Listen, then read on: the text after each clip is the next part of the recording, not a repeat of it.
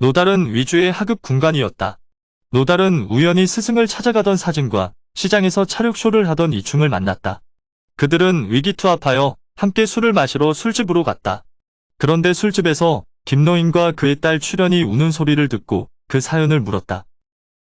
그 부녀의 사연은 이랬다. 원래 동경에 살던 그들은 위주에 친척이 있어 의지하려고 왔다고 한다. 그런데 찾아간 친척들은 남경으로 이사를 가고 없고 출연의 어머니는 그만 병이 들어 객사하고 말았다.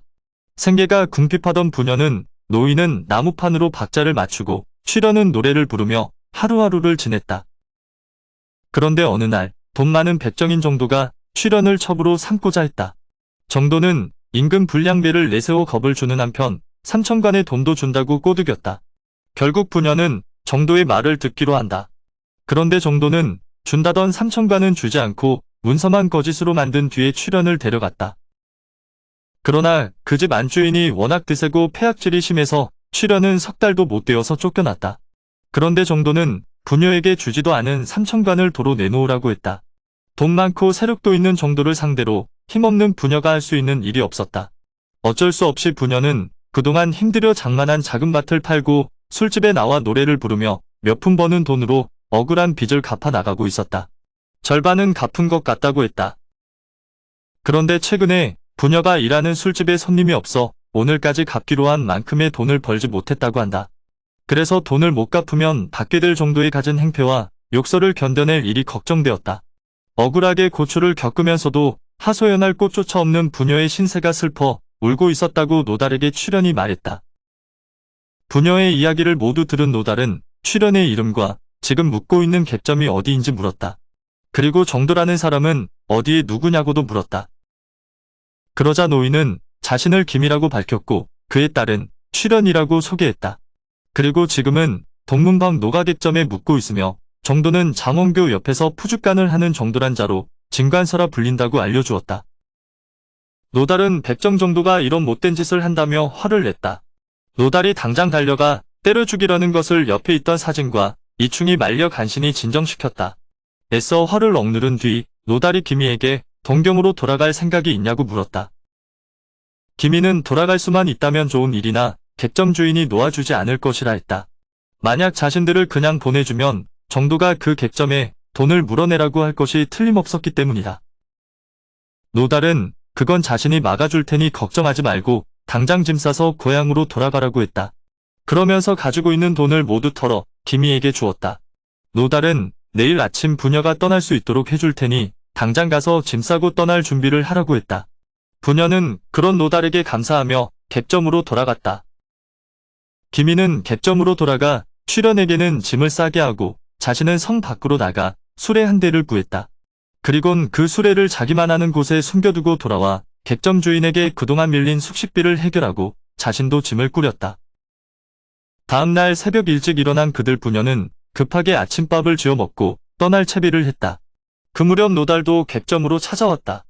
노달은 부녀에게 서둘러 길을 떠나라고 했다. 그러자 부녀는 노달에게 감사하고 객점을 나서려 했다. 그런데 객점의 심부름꾼이 그들의 길을 막았다.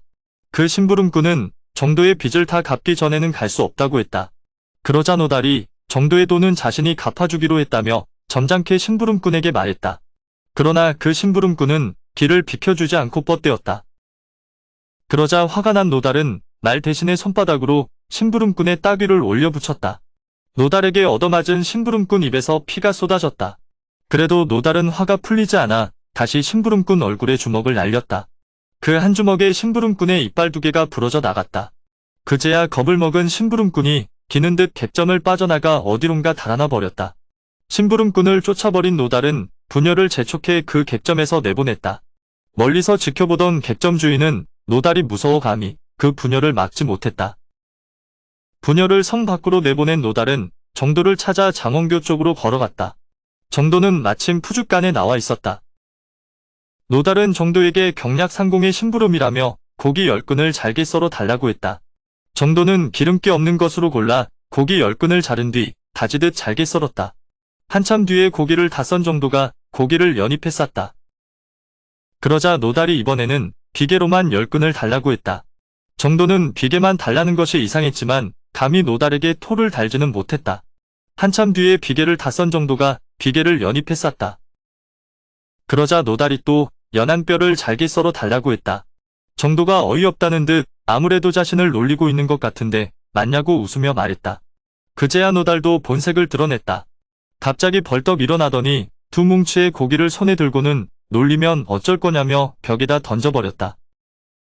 고기를 싼 연잎이 터지며 푸죽간 안에는 때 아닌 고기비가 쏟아져 내렸다.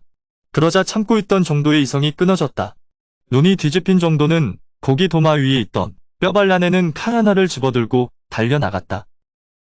정도는 오른손에 들린 칼을 노달에게 휘둘렀다. 그러나 노달의 발차기가 정도의 아랫배를 강타하는 것이 좀 더 빨랐다. 정도가 허리를 굽히며 바닥에 주저앉는데 다시 한번 노달의 발차기가 날아와 턱을 들어 올렸다. 그리 되니 정도의 몸은 큰 대자로 뻗어버렸다. 노달이 그런 정도의 가슴을 짓밟으며 출연이에게 했던 나쁜 짓을 꾸짖었다. 그러고는 돌뭉치 같은 주먹을 들어 정도의 콧등으로 내리꽂았다. 얻어맞은 코는 단번에 부서져 버리고 시뻘건 피가 사방으로 쏟아졌다. 그래도 기가 꺾이지 않은 정도가 악을 쓰며 뻗대었다. 거기에 화가 난 노달이 연거푸 주먹을 내리꽂으니 그때야 정도도 죽음이 겁났다. 정도가 살려달라고 빌었다. 그러나 노달은 다시 한번 주먹을 들어 정도의 관자놀이를 후려쳤다. 주먹에 맞아 머리 부서지는 소리가 섬뜩하게 들려왔다. 그리고는 더 이상 정도가 움직이지 않았다. 노달이 살펴보니 약간씩 숨결이 뿜어져 나오기는 했지만 살기는 힘들어 보였다. 그때서야 노달도 가슴이 뜨끔했다. 노달은 생각 끝에 도망치기로 마음먹었다. 노달은 그 길로 자기 거처로 돌아와 급히 간단한 옷가지와 가진 은자만 보따리에 싸서 달아났다. 그 바람에 노달의 목에는 돈 1,000관의 상금이 걸리고 각처에는 노달의 나이와 출생지 그리고 용모 등이 적힌 방이 나붙었다. 오늘의 영상은 여기까지입니다.